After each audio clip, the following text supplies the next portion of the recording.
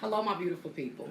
This is our mid-week pick me up. Typically, I go live, but I have noticed that my anxiety level gets a little bit high because I'm trying to, pay attention to who's logging on, what you may be saying, blah, blah, blah. And I never really get my midweek message out in full entirety. So I'm recording this in hopes that I will give you everything that I'm supposed to give you. And so I ask in return that you just take a moment, sit down for a second, because this is your mid-week pick me up, your mid-week breath of fresh air. And let me speak to you for a minute about some stuff that I have been learning. I've been finishing up the anointing of Esther, and I was reading the other day, and something powerful hit me, and I wanted to share it to you guys and open it up for discussion just to get an overview of how you feel about the topic. Now, this came from Romans chapter 1, verses 14 and 15, and it talked about the obligation that you have to your fellow man to preach the word to them. Now, the Bible does says that we do have a debt. We are in debt to everyone to preach them the word.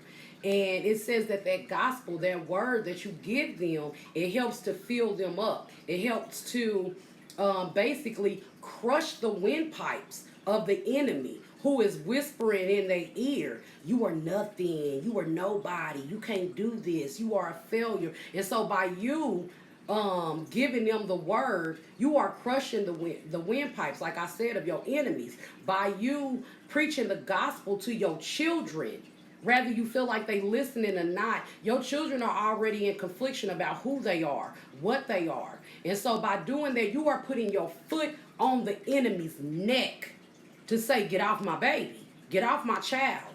This is the gospel, this is the word. And so you have to understand, whether you agree with the person, rather you think the person is not listening, you are obligated to continue to confuse the enemy.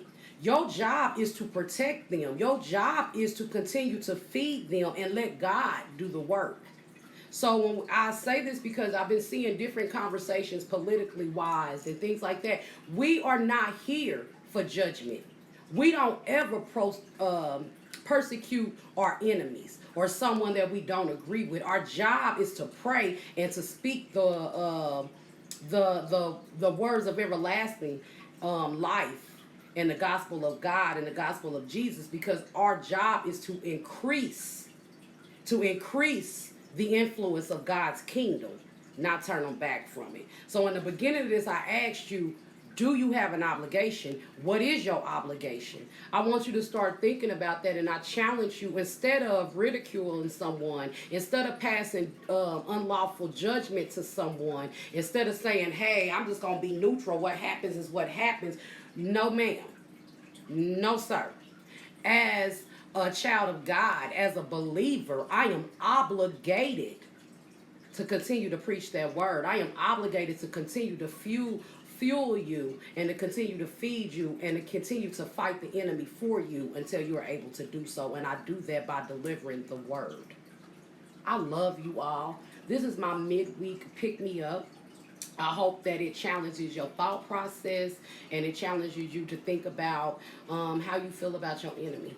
How you feel about someone that's not in your particular favor right now. How do you feel about those that are going through hardships? How do you deal with it? How do we handle it? And number one is to get in your word and to fight the enemy with the truth, to fight them with the light of God. I love you all. I appreciate you. Keep praying. This Friday, we got a fire video coming out, so make sure you check into that.